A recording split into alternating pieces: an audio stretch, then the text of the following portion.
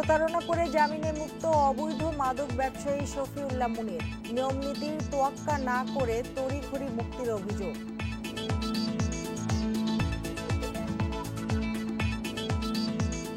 বাড্ডায় golden মনিরের বাসা থেকে ৬ কোটি টাকার অবৈধ গাড়ি, নগদ কোটি টাকা, ৬০০ ভরি স্বর্ণ উদ্ধার, মদ ও অস্ত্র জব্দ।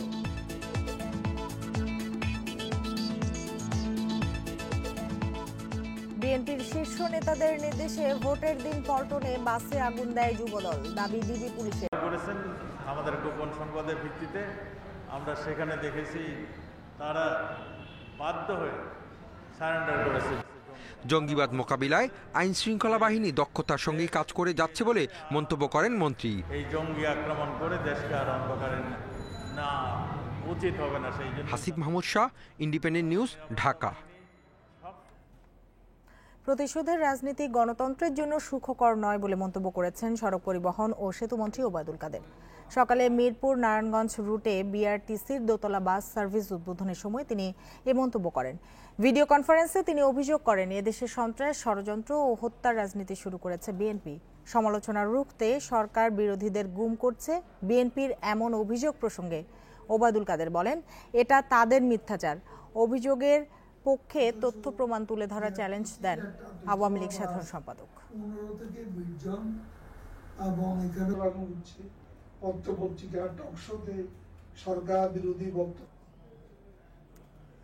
সশস্ত্র বাহিনী দিবস উপলক্ষে শিখা অনির্বাণে শ্রদ্ধা নিবেদন করেছেন রাষ্ট্রপতি মোহাম্মদ আব্দুল হামিদ ও প্রধানমন্ত্রী শেখ হাসিনা। সকাল ৮টার দিকে রাষ্ট্রপতি ও প্রধানমন্ত্রীর পক্ষে তাদের সামরিক সচিবরা পুষ্পার্ঘ্য অর্পণ করেন।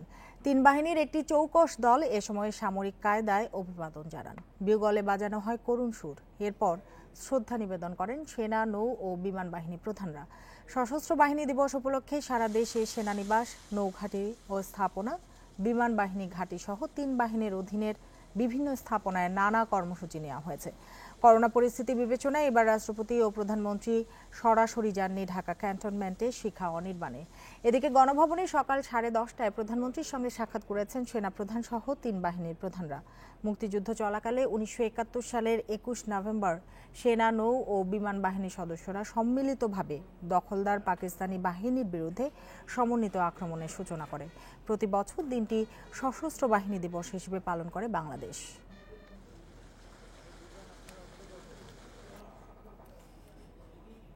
দেশে করোনায় আরও ২৮ জনের মৃত্যু হয়েছে, এর মধ্যে পুরুষ ১৮ এবং নারী ১০ জন। এ নিয়ে মোট প্রাণহানি হল ৬,৩৫০ জনের। ১১৭টি ল্যাবে ২৪ ঘন্টায় ১২,৬৪৩ নমুনা পরীক্ষায় করোনা শনাক্ত হয়েছে ১,৮৪৭ জনের। পরীক্ষা বিবেচনায় শনাক্তের হার ১৪.৬১%। শনিবার স্বাস্থ্য অধিদপ্তরের বিজ্ঞপ্তিতে জানানো হয়, দেশে মোট করোনা আক্রান্তের সংখ্যা দাঁড়ালো ৪,৪৫,২৮১ জনে। সুস্থ হয়েছেন আরও ১,৯২১ জন। এ নিয়ে মোট সুস্থ ৩,৬০,৩৫২ জন।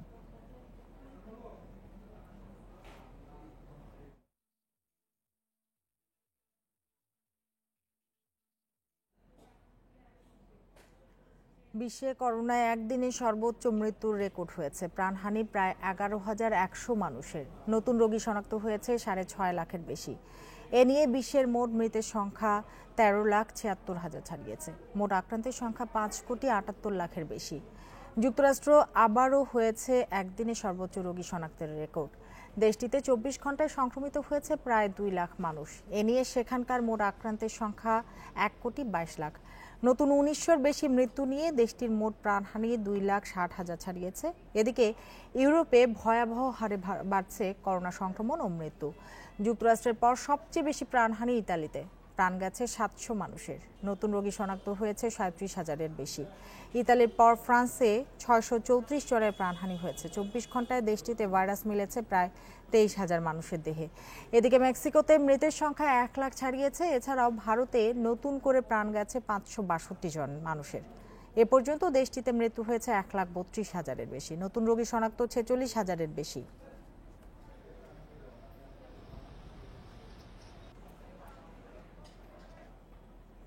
সবার জন্য মাস্ক ব্যবহার নিশ্চিত করতে রাজধানীতে তৃতীয় দিনের মতো অভিযান পরিচালনা করেছে ঢাকা জেলা প্রশাসন। শনিবার রাজধানীর 8টি পয়েন্টে অভিযান চালিয়ে মাস্ক না পরায় 90 জনকে প্রায় 18,000 টাকা জরিমানা করেছে ভ্রাম্যমাণ আদালত। তবে শুধু আইন প্রয়োগ নয়, স্বাস্থ্যবিধি পরিপূর্ণভাবে মেনে চলতে ব্যক্তি পর্যায়ে সচেতনতা বাড়ানোর বিকল্প নেই বলে মনে করছেন বিশেষজ্ঞরা। শীতে করোনার প্রকোপ মোকাবিলায় স্বাস্থ্যবিধি মেনে চলার বিকল্প নেই। তাই সবার জন্য মাস্ক ব্যবহার নিশ্চিত করতে মন্ত্রিপরিষদ বিভাগের নির্দেশনায় ভ্রাম্যমাণ আদালত পরিচালনা করছে ঢাকা জেলা প্রশাসন। নগরীর লালবাগ এলাকায় স্বাস্থ্যবিধি না মানায় 11 জনকে 2080 টাকা জরিমানা করে ভ্রাম্যমাণ আদালত। শফিউল্লাহ আল মুনির প্রতারণার মাধ্যমে কোটি কোটি টাকা হাতিয়ে নেয়া যার প্রধান পেশা। প্রতারণা ও মাদক মামলায় কারাগারের অভ্যন্তরে থাকা এই মুনির এবার সেখান থেকেও ছলচাতুরি করে বেরিয়ে এসেছেন। এদিকে নিয়মনীতির তোয়াক্কা না করে মুনিরকে তড়িঘড়ি করে মুক্তি দেওয়ার অভিযোগ উঠেছে কেন্দ্রীয় কারাগারের জেল সুপারের বিরুদ্ধে।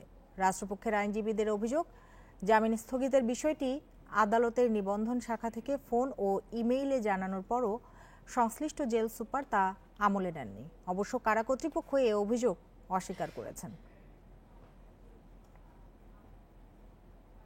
শফিউল্লাহ আল মুনির প্রতারণা, মাদক ব্যবসা ও নারী কেলেঙ্কারি যার পেশা, এসব অপকর্ম করে কোটি কোটি টাকা হাতিয়ে নিয়েছেন। জেলও খেটেছেন একাধিকবার। নিজে ক্রীড়া সংগঠক না হয়েও হাফ ডজন জাতীয় পর্যায়ের ক্রীড়া সংগঠনের নেতৃত্ব দিয়েছেন। দুর্নীতির অভিযোগে সম্প্রতি সাইক্লিং ফেডারেশনের সভাপতি পদ থেকে তাকে বহিষ্কার করা হয়। সম্প্রতি গুলশানের হর্স অ্যান্ড হর্স রেস্টুরেন্টে অবৈধভাবে মাদক ব্যবসার মামলায় গ্রেপ্তার দেখানো হয় শফিউল্লাহ আল মুনিরকে। এই মামলায় 8 নভেম্বর জামিন পেলেও মাত্র 4 দিন পর রাষ্ট্রপক্ষের আবেদনে জামিন স্থগিত হয়। রাষ্ট্রপক্ষের অভিযোগ, জামিন স্থগিত হওয়ার আদালতের নিবন্ধন শাখা থেকে ফোন ও ইমেইলের মাধ্যমে কারা কর্তৃপক্ষকে তা জানানো হয়, কিন্তু কারা কর্তৃপক্ষ তা তোয়াক্কা না করে ওই দিন সন্ধ্যায় মুনিরকে মুক্তি দেয়। মহানগর দায়রা জজ কোর্ট আদালত আসামিকে আগামী 10/12/2020 তারিখ পর্যন্ত এই জামিন আদেশকে স্থগিত করে। এই স্থগিত করার আদেশটা বিজ্ঞ মহানগর দায়রা জজ আদালত থেকে জিয়া শাখাতে, মাদক জিয়া শাখাতে যাওয়ার পরে মাদক জিয়ারু উনি জেল সুপারিনটেন্ডেন্টকে ফোন করে আর কি। জেল সুপারকে ফোন করার পরে উনি সম্ভবত 5:35 থেকে 40-এর মধ্যে ফোন করা হয়।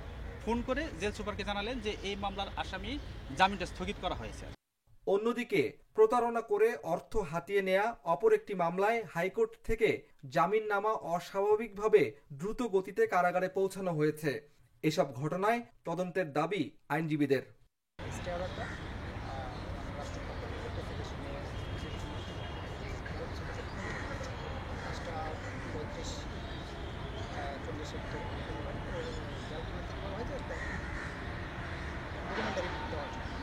তো আমরা ওই যে টাকায় ওদের মিলতে বলে দিলাম আপনার পাঠিয়েছেন, তো আমার মেল থেকে কেন তড়িঘড়ি করে শফিউল্লাহ আল মুনিরকে মুক্তি দেয়া হলো, আইনের প্রতি বৃদ্ধাঙ্গুলি দেখিয়ে মুনিরকে কিভাবে কারামুক্ত করা হলো, এ বিষয়ে জানতে চাইলে সংশ্লিষ্ট কারাগারের জেল সুপার তা অস্বীকার করেন। আপনারা তড়িঘড়ি করে জামিন দিয়েছেন, এরকম একটা অভিযোগ তারা দিয়েছে না, আপনার ব্যাখ্যাটা কি? আপনাদের ব্যাখ্যাটা আসলে কি? এটা তড়িঘড়ি করে জামিন ছেড়েছি, এটা মোটেও ঠিক না। এবং স্টে অর্ডার জামিন ছাড়ার পরে আমরা 3:30-এ ওই শফিউল্লাহ মুনিরের রিলিজ আদেশ পেয়েছি। আমরা সকল প্রক্রিয়া যাচাই বাছাই করে সব ফর্মালিটি সেরে 2 ঘন্টা 20 মিনিট পরে 5:50-এ আমরা তাকে জেলখানা থেকে মুক্তি দিয়েছি। যেহেতু জামিন আদেশ স্থগিত আছে, তাই আগামী 2-1 দিনের মধ্যে প্রতারক শফিউল্লাহ আল মুনিরকে গ্রেপ্তারের জন্য আদালতে আবেদন করা হবে বলে আইনজীবীরা জানিয়েছেন। Abdullah Al Rafi, independent news, Dhaka. ঢাকা 18 আসনে উপনির্বাচনের দিন পল্টনে বাসে আগুন দেয়া হয় বিএনপির কেন্দ্রীয় নেতাদের নির্দেশে, আর তা বাস্তবায়নের দায়িত্ব দেওয়া হয় পল্টন থানা যুব দলকে।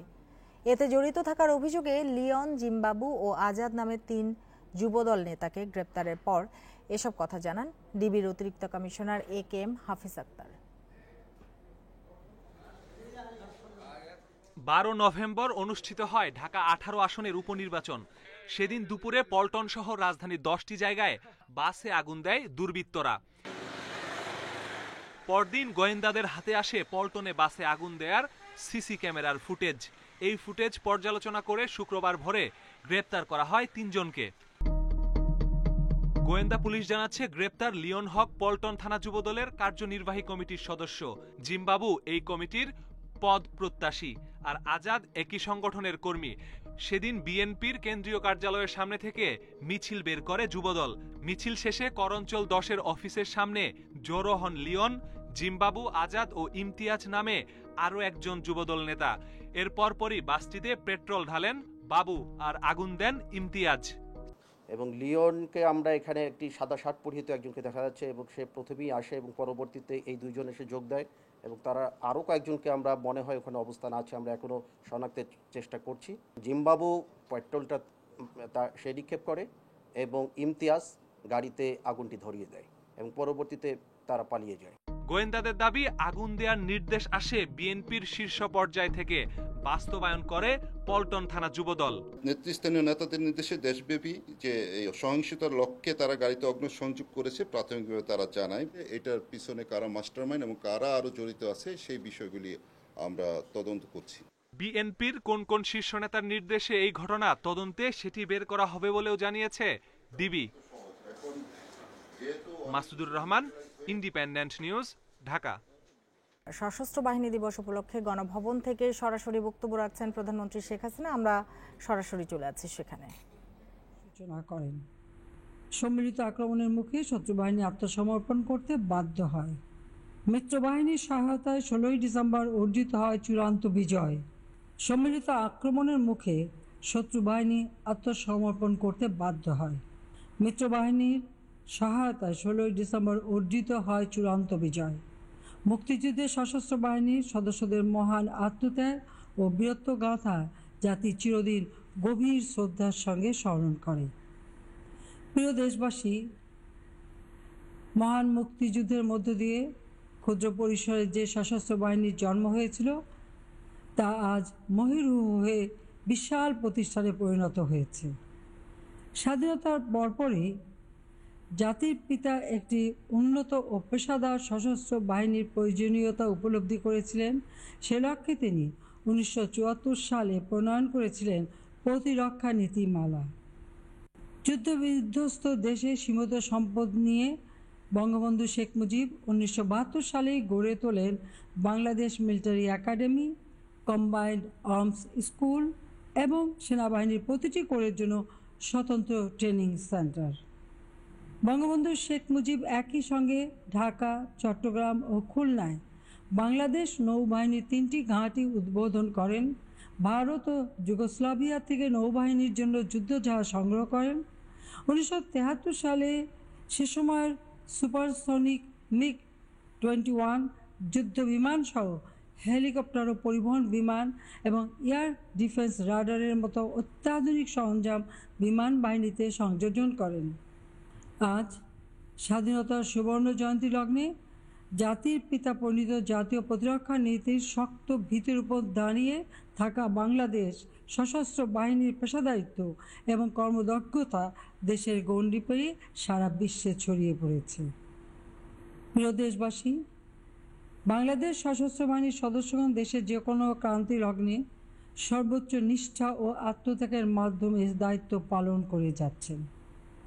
কোভিড-19 মহামারী মোকাবেলায় সম্মুখ সারির যোদ্ধা হিসেবে বাংলাদেশ সেনাবাহিনী দেশের প্রতিটি অঞ্চলে লকডাউন কার্যক্রম বাস্তবায়ন করেছে। সাধারণ জনগণের মধ্যে মহামারী প্রতিরোধের সচেতনতা সৃষ্টি এবং বিদেশ থেকে আগত ব্যক্তিবর্গের জন্য কোয়ারেন্টাইন সেন্টার স্থাপন ও পরিচালনা করে যাচ্ছে। এছাড়া সম্মিলিত সামরিক হাসপাতাল, ঢাকা সমন্বিত করোনা ভাইরাস চিকিৎসা ব্যবস্থাপনা দেশের গণ্ডি পেরিয়ে বিশ্বব্যাপী প্রশংসিত হয়েছে।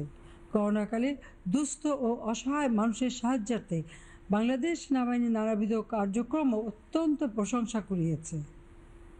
করোনা ভাইরাস পরিস্থিতি মোকাবেলায় বাংলাদেশ নৌবাহিনী সামাজিক দূরত্ব বজায় রাখা, বাধ্যতামূলক হোম কোয়ারেন্টাইন নিশ্চিত করা এবং দুস্থ ও অসহায় পরিবারদের মানবিক সহায়তা প্রদানে কাজ করে যাচ্ছি।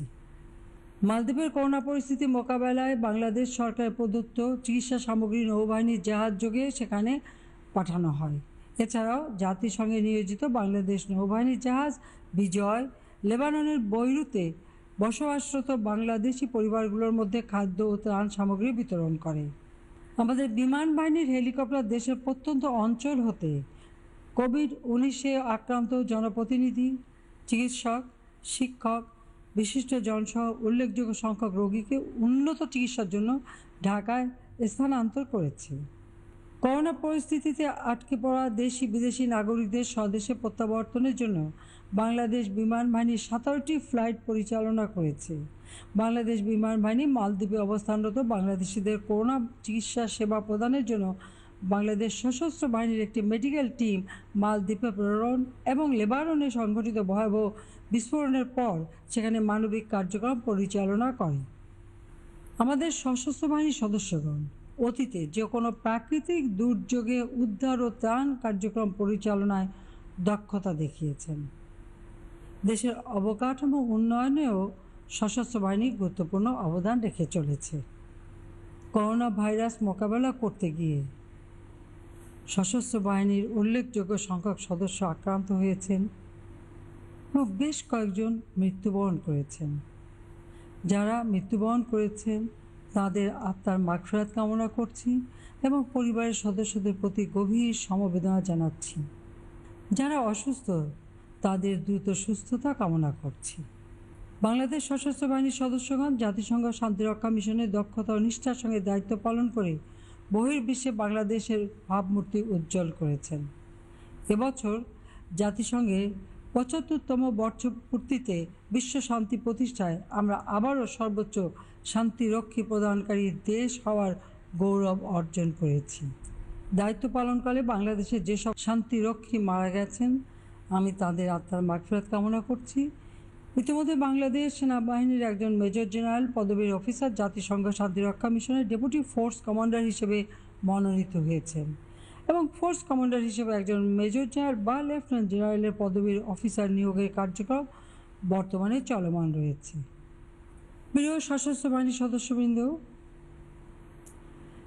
জাতির পিতা প্রবর্তিত সকলের সাথে বন্ধুত্ব, কারোর সাথে বরিতা নয়, এই মূল মন্ত্র দ্বারা আমাদের বৈদেশিক নীতিমালা পরিচালিত। প্রতিবেশী সকল রাষ্ট্রের সঙ্গে শান্তিপূর্ণ সহাবস্থানে আমরা বিশ্বাসী। তবে যে কোনো আগ্রাসী আক্রমণ থেকে দেশের সার্বভৌমত্ব রক্ষার জন্য আমরা সদা প্রস্তুত ও দৃঢ় সংকল্পবদ্ধ। সেই লক্ষ্যকে সামনে রেখে বঙ্গবন্ধু শেখ মুজিবুর রহমান প্রতিরক্ষা নীতি 1974-এর আলোকে আমরা ফোর্সেস গোল 2030 প্রণয়ন করেছি। তারই ধারাবাহিকতায় সশস্ত্র বাহিনীকে সাংগঠনিকভাবে পুনর্গঠন, উন্নত প্রশিক্ষণ প্রদান এবং বিশেষায়িত সামরিক সজ্জায় সজ্জিত করা হচ্ছে। বিগত এক দশকে আমরা সশস্ত্র বাহিনীর প্রতিটি শাখাকে আধুনিক সমরাস্ত্র এবং উপকরণ দ্বারা সমৃদ্ধ করেছি। আমি দৃঢ়তার সঙ্গে বলতে চাই, আমাদের সরকারের আমলে সশস্ত্র বাহিনী যতটা আধুনিকায়ন হয়েছে অতীতে অন্য কোনো সময়ে তা হয়নি। আওয়ামী লীগ সরকারের সময় 2টি পদাতিক ব্রিগেড, বরিশাল বিভাগে লেবুখালীতে 7 পদাতিক ডিভিশন, কক্সবাজার রামুতে 10 পদাতিক ডিভিশন, সিলেটে 17 পদাতিক ডিভিশন, পদ্মা সেতু প্রকল্পের নিরাপত্তা ও তদারকির জন্য একটি composite brigade, special works organisation ছাড়াও 10টি battalion, NDC, BIPSOT, AFMC, MIST, NCOs academy ও বাংলাদেশ ইনফ্যান্ট্রি রেজিমেন্টাল সেন্টারের মতো গুরুত্বপূর্ণ প্রতিষ্ঠানসমূহ প্রতিষ্ঠিত হয়েছে। দেশের সামরিক হাসপাতালগুলোতে অত্যাধুনিক যন্ত্রপাতি স্থাপন করা হয়েছে। ডিজিটাল বাংলাদেশ গড়ার অংশ হিসেবে এবং আধুনিক যুদ্ধক্ষেত্রে নিজেদের দক্ষতাকে বৃদ্ধি করতে সেনাবাহিনীতে প্রতিষ্ঠিত হয়েছে army information technology support organisation. Bangladesh নৌবাহিনীর সক্ষমতা বৃদ্ধির লক্ষ্যে IFF প্রস্তুতকরণ প্রকল্প, mine torpedo development, gun development সহ বিভিন্ন প্রকল্প হাতে নেওয়া হয়েছে। বাংলাদেশ বিমান বাহিনী ক্রমাগত প্রচেষ্টা ও নিজস্ব বিশেষজ্ঞ দ্বারা উন্নত প্রযুক্তির সফটওয়্যার তৈরি করে সাইবার নিরাপত্তা ও নেটওয়ার্ক কেন্দ্রিক ওয়ারফেয়ারের দিকে এগিয়ে যাচ্ছে। সশস্ত্র বাহিনীর সদস্যদের জীবনযাত্রার মানোন্নয়নে সেনা আবাসন প্রকল্প, উন্নত মানের রসদ সরবরাহ এবং বহুতল সরকারি পারিবারিক বাসস্থান নির্মাণ করা হয়েছে। সেনাবাহিনীর শহীদ অথবা মৃত অথবা অবসরপ্রাপ্ত অসহায় বিধবা পত্নীদের দুস্থ ভাতা 50% বৃদ্ধি করা হয়েছে।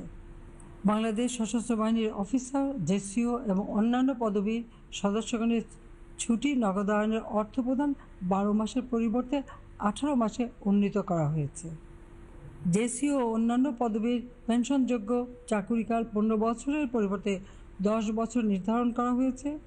সশস্ত্র বাহিনীর জেসিও এবং অন্যান্য পদবীর সদস্যগণের জন্য মৃত্যুবরণ ও স্থায়ীভাবে অক্ষম হওয়ার ক্ষেত্রে ক্ষতিপূরণ বাবদ অনুদানের পরিমাণও বৃদ্ধি করা হয়েছে। আমাদের সরকারই সর্বপ্রথম সশস্ত্র বাহিনীতে নারী সদস্য নিয়োগ করে। গত বছর হতে সেনাবাহিনীতে 5 জন নারী সদস্য লেফটেন্যান্ট কর্নেল পদে উন্নীত হয়। সম্মুখ সারির যুদ্ধের ইউনিটসমূহের ইউনিট অধিনায়ক হিসেবে কর্মরত আছেন। বাংলাদেশ সেনাবাহিনীতে প্রথমবার মতো চিকিৎসা বিদ্যার ক্ষেত্রে গৌরবোজ্জ্বল কৃতিত্বপূর্ণ অবদানের স্বীকৃতিস্বরূপ ব্রিগেডিয়ার জেনারেল নূরনাহার ফাতেমা বেগমকে বাংলাদেশ সরকারের সর্বোচ্চ রাষ্ট্রীয় পদক স্বাধীনতা পদক 2019-এ ভূষিত করা হয়। আমাদের সরকারের সময় প্রথমবার মতো বিমান বাহিনীতে মহিলা বিমান সেনা নিয়োগ দেওয়া হয়েছে। প্রিয় সশস্ত্র বাহিনীর সদস্যবৃন্দ, আর্থসামাজিক উন্নয়নের ক্ষেত্রে বাংলাদেশ আজ একটি সুপরিচিত নাম। করোনা ভাইরাসের মহামারীর মধ্যে অনেক উন্নত উদীয়মান অর্থনীতি দেশ যখন ঋণাত্মক প্রবৃদ্ধির মুখে পড়েছে, তখনও আমাদের প্রবৃদ্ধি 5.24% হারে বৃদ্ধি পেয়েছে। আমাদের প্রবাসী আয়, কৃষি উৎপাদন এবং রপ্তানি বাণিজ্য ঘুরে দাঁড়িয়েছে। বৈদেশিক মুদ্রা রিজার্ভ 41 বিলিয়ন মার্কিন ডলার ছাড়িয়ে গেছে। এমত অবস্থায় স্বাস্থ্যবিধি মেনে আমাদের অর্থনৈতিক কর্মকাণ্ড এগিয়ে নিতে হবে। ইনশাআল্লাহ আমরা জাতির পিতার স্বপ্নের ক্ষুধা, দারিদ্র্য, নিরক্ষরতামুক্ত অসাম্প্রদায়িক সোনার বাংলাদেশ প্রতিষ্ঠা করবই। সশস্ত্র বাহিনীর সদস্যগণ সততা, নিষ্ঠা, দেশপ্রেম এবং পেশাগত দক্ষতায় বলীয়ান হয়ে দেশের প্রতিরক্ষা এবং দেশ গড়ার কাজে আরও বেশি অবদান রাখবেন। পরম করুণাময় আল্লাহ তাআলার কাছে এই প্রার্থনা করি। সশস্ত্র বাহিনীর সকল সদস্য এবং তাদের পরিবারবর্গের সুখ, শান্তি ও কল্যাণ কামনা করছি। খোদা হাফেজ। জয় বাংলা, জয় বঙ্গবন্ধু। বাংলাদেশ চিরজীবী হোক। সশস্ত্র বাহিনী দিবস উপলক্ষে গণভবন থেকে ভাষণ দিচ্ছিলেন প্রধানমন্ত্রী শেখ হাসিনা। আমরা এতক্ষণ সেখানেই ছিলাম। চলে যাচ্ছি পরের খবরটিতে। মুন্সিগঞ্জের মাওয়া প্রান্তে পদ্মা সেতুর 38তম স্প্যানটি বসানো হয়েছে। বিকেলে সেতুর 1 ও 2 নম্বর পিলারে বসানো হয় এই স্প্যানটি। এতে সেতুর 6.25 কিলোমিটার অংশ দৃশ্যমান হয়েছে। এখনো বাকি রয়েছে 3টি স্প্যান বসানোর কাজ। বিজয় দিবসের আগেই সেগুলো বসানোর কথা রয়েছে। এর আগে গত 12 নভেম্বর সেতুর 9 ও 10 নম্বর পিলারে বসানো হয় 37তম স্প্যানটি। পদ্মা সেতুর খুঁটির পিলার সংখ্যা 42টি, সবকটি বসানো হয়েছে। এখন এসব খুঁটির উপর 41টি স্প্যান বসানোর কাজ শেষ পর্যায়ে। প্রতিটি স্প্যানের দৈর্ঘ্য 150 মিটার। সবকটি জোড়া দেয়া হলেই 6.15 কিলোমিটার দীর্ঘ সেতুর মূল কাঠামো দৃশ্যমান হবে। আজকে 38তম স্প্যানটি বসানোই বাকি রইল আর 3টি স্প্যান, যার সবকটি বসবে মুন্সিগঞ্জের মাওয়া প্রান্তে।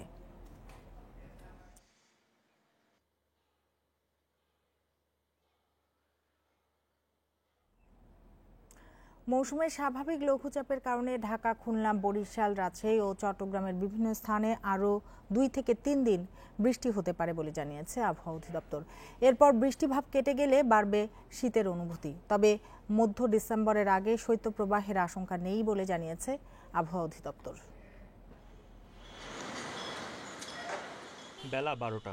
মেঘলা আকাশ আর হালকা কুয়াশাচ্ছন্ন আবহাওয়ার কারণে বোঝাই কঠিন বেলা কতটা গড়িয়েছে। মাঝে মধ্যেই হানা দেয় গুড়ি গুড়ি বৃষ্টি।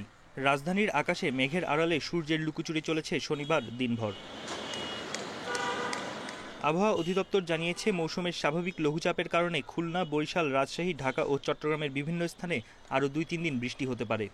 মধ্যরাত থেকে সকাল পর্যন্ত হালকা থেকে মাঝারি কুয়াশা পড়তে পারে দেশের কোথাও কোথাও। নভেম্বরের শেষের দিক থেকে শীতের পরিমাণ একটু বৃদ্ধি পাবে। আমাদের দীর্ঘমেয়াদী যে ক্লাইমেটিক কন্ডিশন, সেই কন্ডিশনে দেখা যাচ্ছে যে এইবার শীতের অনুভূতিটা মাঝারি থেকে তীব্র পর্যায়ে থাকবে। আবহাওয়া অধিদপ্তর বলছে, বৃষ্টির কারণে তাপমাত্রার তেমন কোনো পরিবর্তন আসবে না। তবে বৃষ্টিভাব কেটে গেলে বাতাসে জলীয় বাষ্পের মাত্রা কমার পর শীতের অনুভূতি বাড়বে। বৃষ্টি হওয়ার পর তাপমাত্রার তেমন যে একটা অবনমন ঘটছে তা না। আজকে কিন্তু আপনার একটু ডিসকমফোর্ট লাগে, একটু ব্যবসা গরম লাগে, কারণ আমাদের এই ভিজা ভূপৃষ্ঠ থেকে জলীয় বাষ্প ইভাপোরেশন হয়ে বাতাসে ভেসে বেড়ায়। তো ওয়াটার পার্টিকুলার একটা প্রপার্টি হলো বাতাপকে একটু আটকে রাখা।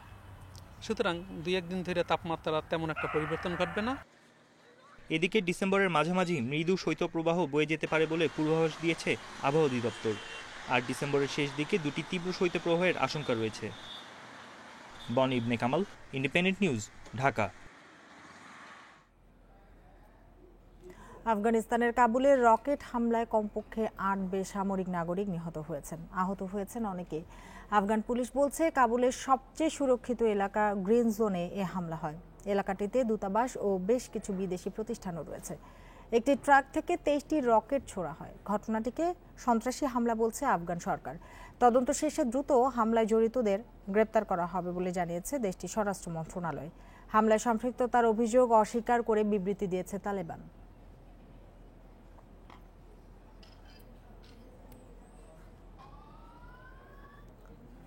মিশিগানে নির্বাচনের ফল পরিবর্তনে ট্রাম্পের শেষ প্রচেষ্টাও ভেস্তে গেছে। শুক্রবার হোয়াইট হাউসে মিশিগানের রিপাবলিকান গভর্নরের সাথে বৈঠকে নিরাশ হতে হলো ডোনাল্ড ট্রাম্পকে। বাইডেনের জয় মেনে স্বাভাবিক প্রক্রিয়াতেই চূড়ান্ত ফল ঘোষণার পক্ষে মিশিগান কর্তৃপক্ষ।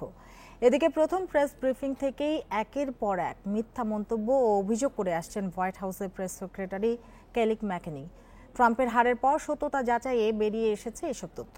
মার্কিন সংবাদ মাধ্যম CNN এক প্রতিবেদনে একথা জানান।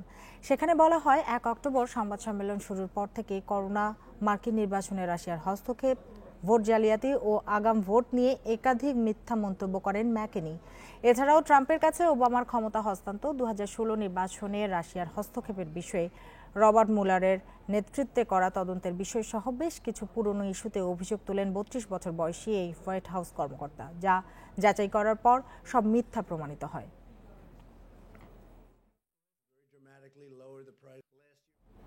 প্লেয়ার্স ড্রাফটে দলটা হয়নি মন মতো। ঘাটতি মেটাতে সতীর্থদের সাধারণের চেয়ে বেশি কিছু দেওয়ার আহ্বান বরিশাল অধিনায়ক তামিম ইকবালের। দেশসেরা ওপেনার নেতৃত্ব দিতে চান সামনে থেকে। সে লক্ষ্যে নিজেকে আরও পরিণত করে গড়ে তোলার লক্ষ্য টাইগারদের ওডিআই অধিনায়কের। বরিশাল থেকে ঢাকা দূরত্বটা পায়ে হেঁটেই অতিক্রম করলেন তামিম। প্রতিপক্ষ ডেরায় অনুসন্ধান উত্তরসূরির জন্য। ছোট তামিমের সাথে ছবিটি সম্পূর্ণ হলো খালেদ মাহমুদ সুজনের উপস্থিতিতে। সম্প্রীতির ছবি, তবে এই উষ্ণতা উত্তাপে পরিণত হতে দেরি হবে না। ছাড়পত্র সমেত সুরক্ষা বলয়ে ঢুকে গেছে টাইগাররা। ক্রমশ জোরালো হচ্ছে নেপথ্যের বাজনা। হোম অফ ক্রিকেটে কম্পন আসন্ন লড়াইয়ে। লড়াইয়ে জেতার প্রথম শর্ত শক্তিশালী দল। সেই ইস্যুতে পুরো নাম্বার পায়নি বরিশাল ম্যানেজমেন্ট। ঘাটতি মেটাতে বৃত্তের বাইরে ভিন্ন কৌশলের আহ্বান তামিমের। আমরা অবশ্যই ড্রাফটে কিছু মিস্টেক করেছি, দেখে এই কথাটা উঠছে। বাট এটার সাথে এটাও বুঝতে হবে যে cricket is an uncertain game. আমার যে টিমটা আছে, যে স্কোয়াডটা আছে, আমাদের যদি সাকসেসফুল হইতে হয়, আমরা আমাদের out of the box cricket খেলতে হবে। বঙ্গবন্ধু টি-20 কাপে ফরচুন বরিশালের অধিনায়ক তামিমের দিকে টাইগারদের নেতৃত্ব নিয়েও প্রশ্ন গেল। করোনায় তার ওয়ানডে অধিনায়ক অধ্যায় এখনো আনুষ্ঠানিক শুরুর অপেক্ষায়। নেতৃত্ব আর ব্যাটসম্যান সত্তা দুইয়ের মাঝে যোগাযোগটা ঠিক রাখাই তামিমের মূল চ্যালেঞ্জ। আমি তো এখন পর্যন্ত ওরকম কোনো প্রেশার ম্যাচে খেলি নাই ভাই, যে ক্যাপ্টেন্সিপ প্রেশার হবে। ওটা কম্পিটিটিভ ক্রিকেট হইতে হবে তো, ঠিক না? আর ক্যাপ্টেন্সিপ প্রেশার এটা আসলে এটা আপনাদের বানানো। ক্যাপ্টেন্সি আপনি জাজ করবেন 6 মাস 1 বছর পর। বরিশালের আঞ্চলিক ভাষাটা ভালো জানা নেই। ব্যাটিংয়ের পাশাপাশি সেখানেও উন্নতির প্রতিশ্রুতি ফরচুন দলপতির। অধিনায়কদের কাজটাই তো এমন, সামলাতে প্রয়োজন সাধারণের চেয়ে বেশি কিছু। টি-20 কাপে আরেক ধাপ এগিয়ে যাবার চ্যালেঞ্জ অধিনায়ক তামিমের। To be a leader, you have to show through your actions rather than words. Zahirul Islam, independent news, Dhaka. আর এই ছিল আজকের সংবাদ সন্ধ্যা। ইন্ডিপেন্ডেন্ট টেলিভিশনের সব খবর আরো বিস্তারিত জানতে চোখ রাখুন ফেসবুক, ইউটিউব এবং টুইটারে। ধন্যবাদ সবাইকে এতক্ষণ সাথে থাকার জন্য।